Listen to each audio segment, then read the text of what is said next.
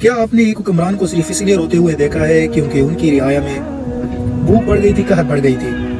اگر نہیں دیکھا تو آج میں کہانی سنانے جا رہا ہوں حضرت عمر رضی اللہ عنہ کے عدل اور انصاف کی۔ مدینہ میں ایک دفعہ سخت قحط پڑ گیا، لوگوں کے پاس کھانے کے لیے کچھ نہ تھا، تو حضرت عمر رضی اللہ عنہ نے اپنے اوپر گھی اور گوشت کھانا حرام کر دیا،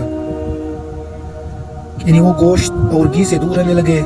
اس کے خادم نے پوچھا کہ یا امیر المومنین، اگر وہ نہیں کھاتے، ان کے پاس تو کچھ نہیں، آپ کے پاس تو سب کچھ ہے، گھی بھی پڑا ہے، گوشت بھی پڑا ہے، آپ کھا لیں۔ انہوں نے روتے ہوئے جواب دیا کہ جب تک میرے رعایا بھوکی ہے میں کیسے گوشت اور گھی کھا سکتا ہوں۔ جب مدینہ میں قحط بڑھی تو آپ نے راتوں کو گشت بھی زیادہ کر دیا۔ ایک دفعہ آپ نے گشت پہ معمول کے حساب سے جا رہے تھے کہ ایک جھونپڑی سے بچوں کی رونے کی آواز آئی۔ آپ اس جھونپڑی میں گئے اور اس عورت سے پوچھا کہ بہن یہ بچے کیوں رو رہے ہیں؟ تو اس نے جواب دیا کہ بچے اس لیے رو رہے ہیں کہ کھانا نہیں بنا اور میں ان کو دھیان ہٹانا چاہتی ہوں کہ کھانا بن رہا ہے، ابھی بن رہا ہے، لیکن اس میں پتھر ابل رہے ہیں، ابھی بلا پتھر بھی بن سکتے ہیں کھانا کبھی۔ حضرت عمر رضی اللہ عنہ سخت خفا ہو گئے۔ اس بوڑھی عورت نے کہا کہ حضرت عمر رضی اللہ عنہ سے اللہ پوچھے گا کہ آپ کی رعایا میں لوگ بھوک سے تڑپ رہے تھے، بچے تڑپ رہے تھے۔ حضرت عمر رضی اللہ عنہ کے دل پہ یہ بات تلوار کی طرح چلی۔ آپ غصہ نہ ہوئے بلکہ آپ سیدھا چلے گئے بیت المال اپنے آپ رضی اللہ عنہ سیدھا بیت المال چلے گئے اپنے خادم کے ساتھ، اور آٹے کا تیلا اور کچھ کھانے کا سامان اٹھا لائے۔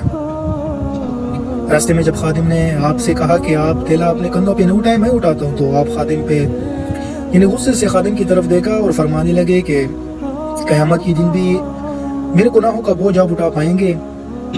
اگر نہیں تو یہ تیلا مجھے اٹھانے دیں۔ آپ وہ تیلا لے کے گئے، ان بچوں کو اپنے ہاتھ سے روٹی کھلائی اور ان کو بتایا کہ حضرت عمر رضی اللہ عنہ کو آپ کے غریبی یعنی قحط کا پتہ چل گیا ہے۔